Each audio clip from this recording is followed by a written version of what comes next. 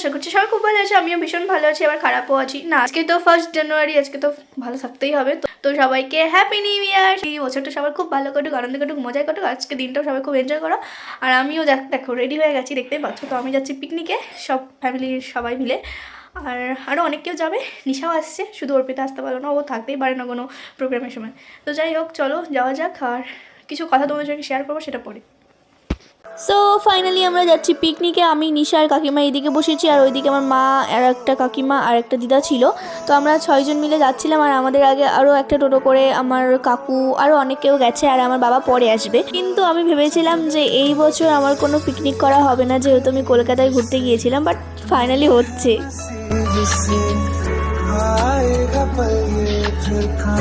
তো আমরা সকলে মিলে টোটো থেকে নেমে গেছে, এখন হেঁটে হেঁটে যাচ্ছি পিকনিক স্পটে। কারণ প্রচণ্ড ভিড় আর প্রচুর গাড়ি লাইন দিয়ে দাঁড়িয়ে আছে। টোটোতে যদি বসে থাকি, টোটো করে যদি আসার মানে ভাবনাটা আনি মনের মধ্যে, আর কি 1 ঘন্টা আমাদের বসে থাকতে হবে, তাও আমরা পৌঁছতে পারবো না। আর আমরা সেখানে 5 মিনিটেই রাস্তায় হেঁটে গিয়ে পৌঁছে যাব।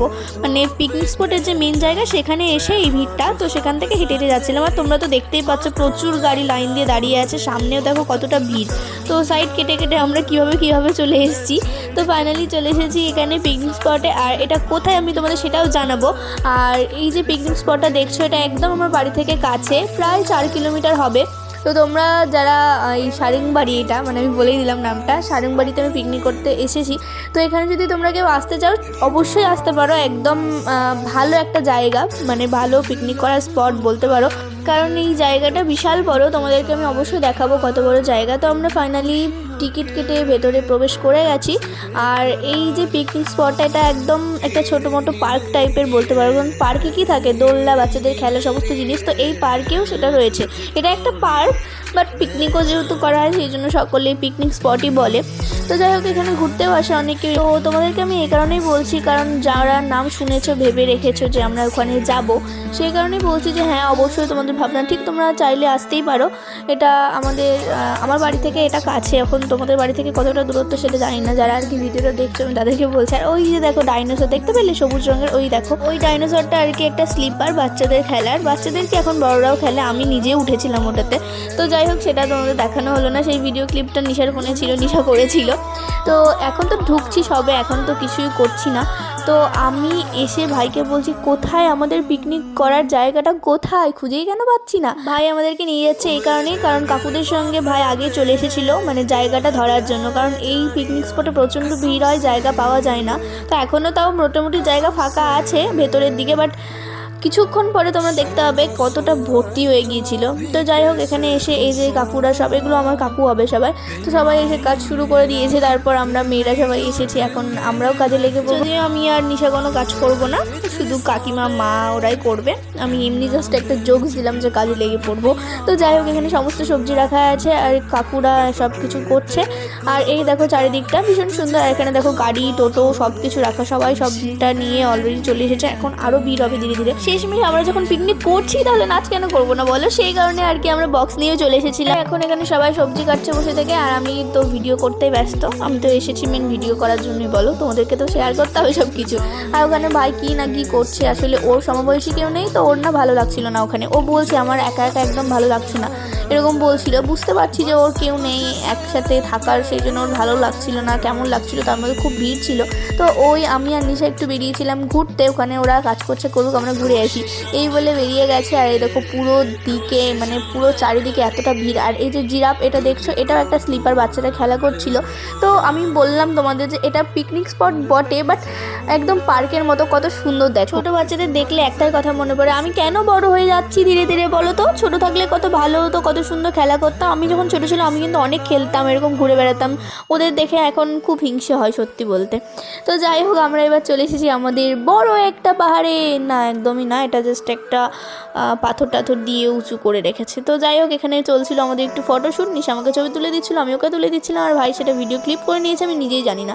তারপর চলে এলাম, কাকিমা কল করে বললো তাড়াতাড়ি আয়, কোথায় গেছিস তোরা? তো চলে এসেছি। তারপর কাকিমা এখানে মুড়ি মাখিয়েছে, তো সেটাই ভাবো, টিফিন তো করতে হবে বলো, সকাল থেকে তো কিছুই খাই হয়নি। চলে গিয়েছি সকালবেলা উঠেই কাজ টাজ করে বাড়িতে চলে গিয়েছিলাম পিকনিক স্পটে পিকনিক করতে। তো এখন বসে গেছি খেতে, আর এখানে হাসাহাসি করছিলাম, মজা করছিলাম। আর কি করবো, আমাদের তো কাজই তাই। তো চলো আগে মুড়িটাই খেয়ে নিই।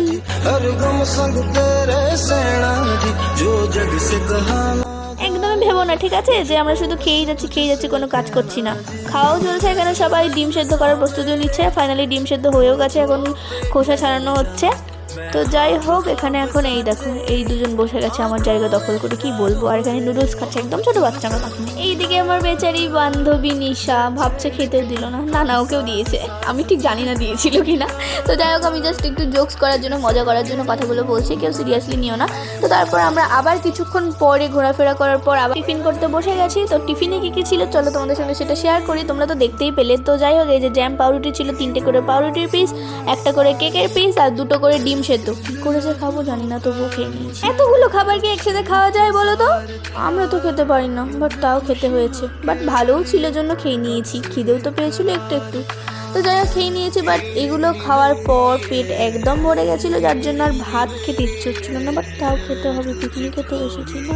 তো যাই হোক, এখন ডিম খাচ্ছি, তোমাদেরকে একটু দেখিয়ে ডিম খাবে না আমি খেয়ে নিই, এটাই আর কি বলছিলাম, মনে মনে ভাবছিলাম, বলিনি কিন্তু। তো আর একটা কথা আমি তোমাদের সামনে একটু ক্লিয়ার করে দিই, যে আমি যে আস্তে ধীরে কথা বলছি, মাঝে মাঝে মজা করছি, সেগুলো একদমই কেউ সিরিয়াসলি নিও না, জাস্ট আমি জোকসের জন্য সেগুলো করছি।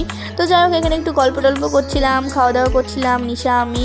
আর এই যে নিশা বেচারি ভাবছি কী করে খাবো, ও না একসাথে 2টো ডিম খেতে পারে না। ও কেন, আমি নিজেও খাই না একসাথে 2টো ডিম, বাট সেদিন খেয়েছিলাম, মানে সেদিন বলতে 1 জানুয়ারিতে। আর এখন কেক খাচ্ছি, কেকটা বেশ ভালো ছিল, আমার খুব ভালো লেগেছিলো। বাট ভেবেছিলাম আরও কেক খাবো, কিন্তু কী করে খাবো বলো, পেট তো ভরে গেছিলো। আর এখানে হচ্ছে এখন চাটনি, আর এই যে এটা একটা কাকু, বুবাই কাকু বলি আমি আর কি। তো এখানে রান্না করছিল চাটনি, টমেটোর চাটনি, ভীষণ টেস্টি হয়েছিল, কিন্তু এটা খেতে তোমাদের পরে অবশ্যই দেখাবো আমি সেটা। তো তারপর এখন চলো এখন নাচ করি একটু, ঢিঙ্কা চিকা রে রে রে হে।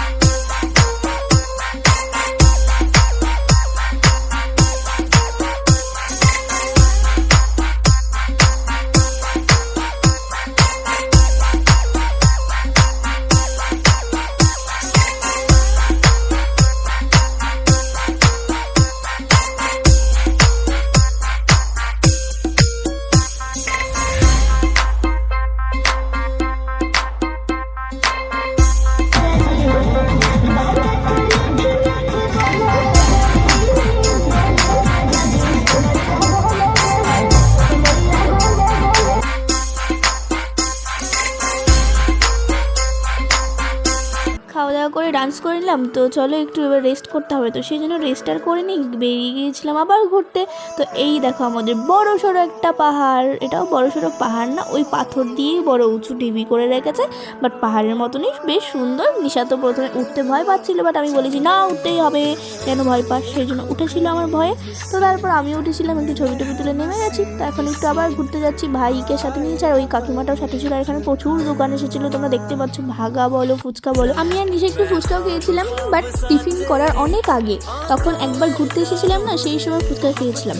এখন আর কিছু খাইনি, পেট তো পুরো জাম হয়ে আছে, আর এত কিছু খেয়েছি জন্য পেটটা একদম ভরে গেছিলো। আর তোমাদের তো বলাই হয়নি, আমাদের সারংবাড়িতে রয়েছে একটা সুন্দর বড় পুকুরটাই, যেখানে মানে খুব বিশাল বড় না, ছোটো মোটো একটা, শুধু যে এখানে এসে তোমরা সেই ভিউটা দেখবে তেমনটা না, এখানে সুন্দর ছবি তোলার জায়গাও রয়েছে, ছবিও তুলতে পারবে, আর বোর্ডও রয়েছে, বোর্ডেও চাইলে উঠতে পারো। তো সেখান থেকে ঘুরে আমরা চলে এসেছিলাম একটু দোলনাতে উঠবো বলে। তো 2টো বাচ্চা দাঁড়িয়ে আছে, ওদেরকে বলেছিলাম যে একটু ওঠ না বুনু, যে আমরা একটু বসবো, জাস্ট ভিডিও করে চলে যাব। তো বেশিক্ষণ ধরে আর থাকিনি, আমি আর নিশা একটু উঠেছিলাম, 2-1টা ছবি তুলে তারপর সেখান থেকেও চলে যাবো।